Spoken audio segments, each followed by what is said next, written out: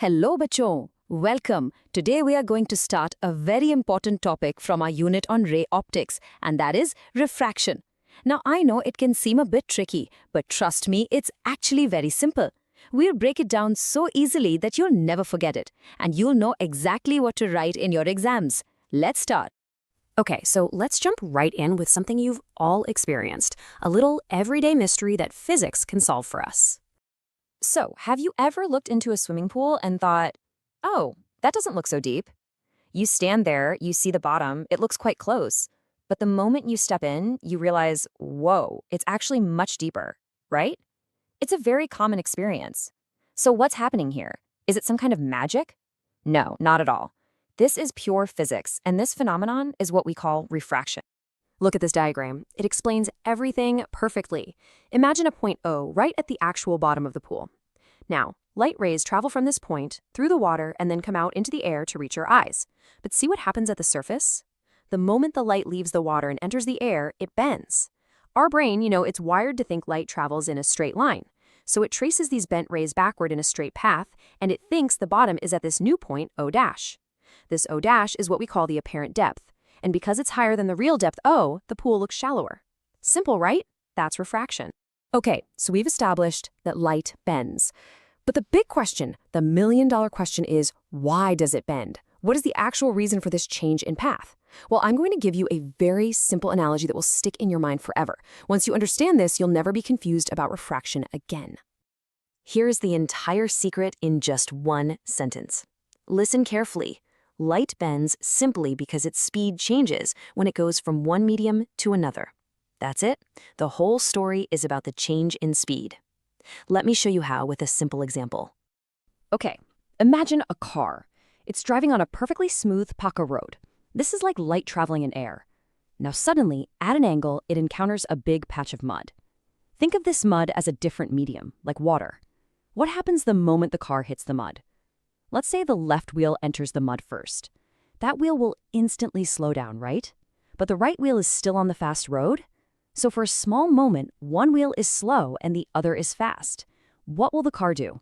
It will be forced to turn. It will pivot towards the slower, muddy side. This turning of the car is exactly what happens to a ray of light. The change in speed forces it to change direction. It's that simple. All right, so the concept is clear now, the why is sorted, but in our exams we need to be precise. We need a formula, a rule to calculate exactly how much the light will bend.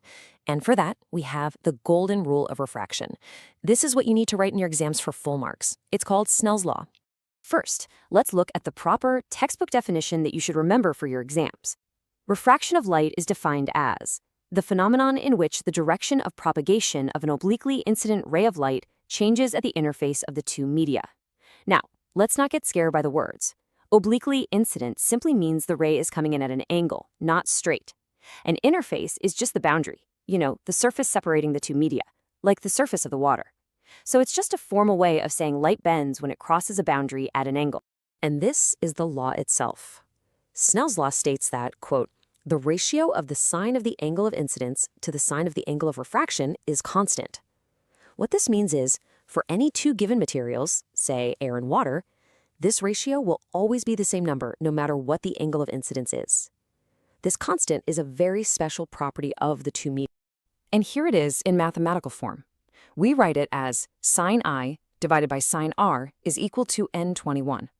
Here I is our angle of incidence, R is the angle of refraction, and this constant, n21, is called the refractive index of the second medium with respect to the first.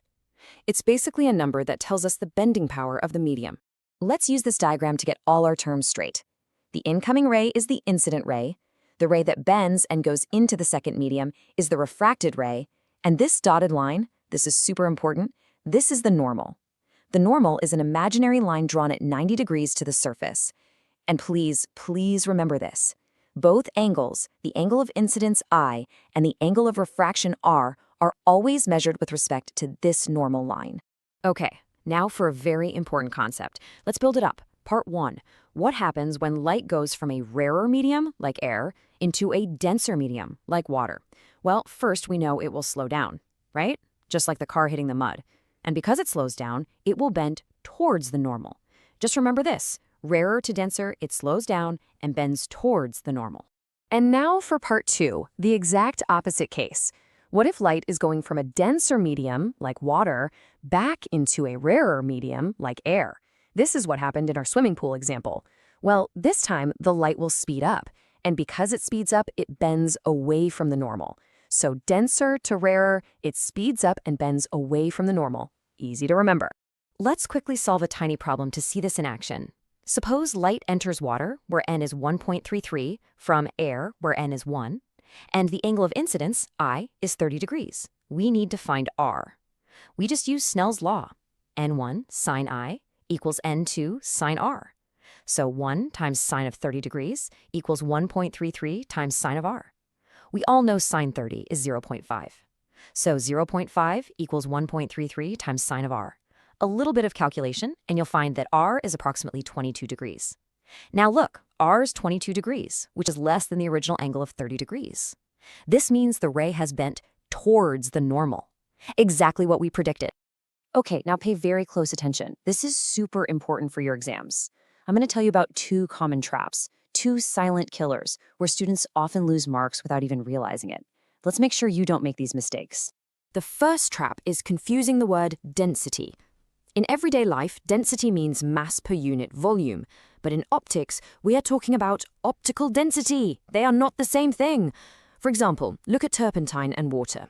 Turpentine has a lower mass density. It will float on water, but its optical density is higher than water's. It slows down light more. So please remember, when we say denser or rarer in refraction, we are always talking about optical density, the refractive index n, not how heavy the substance is. And here is the biggest mistake of all. So many students fall for this. Look at the diagram. The question setter will sometimes be tricky and give you the angle with the surface. But Snell's law does not use that angle. You must always measure the angle of incidence and refraction from the normal. Always. So if they give you the angle with the surface, say 60 degrees, you must first do 90 minus 60 to get 30 degrees, and then use that 30 degrees in your formula. Don't fall for this trap. Okay, so that covers the main concepts of refraction. Before we finish, let's quickly connect all the dots and summarize everything so you can revise it easily for your exams. You might be wondering, sir, why is this one topic so important? Well, because if you understand refraction properly, you've unlocked the secret to understanding so many other things. Lenses in your spectacles and cameras, they work because of refraction. The beautiful rainbow you see after the rain, that's because of refraction through a prism. Even concepts like total internal reflection, which is used in fiber optics, all start from here. It's a foundational concept. So, to recap, here are the 3 most important points to remember. 1. Refraction is simply the bending of light, and it happens because of a change in speed. 2. The rule that governs this bending is Snell's law. Sine I by sine r is a constant. And 3. A simple trick to remember the direction. When light enters a denser medium, it bends towards the normal, and when it enters a rarer medium, it bends away from the normal. Just remember these 3 things. And before you go, here's a little something to think about. We know that if a ray of light hits the surface straight on, meaning the angle of incidence is 0, it passes through without bending. So my question to you is, thinking back to our car analogy, what does this situation correspond to? What would happen if both wheels of the car hit the mud at the exact same time? Think about it. It will make the concept even clearer. All right, that's all for today. Happy study!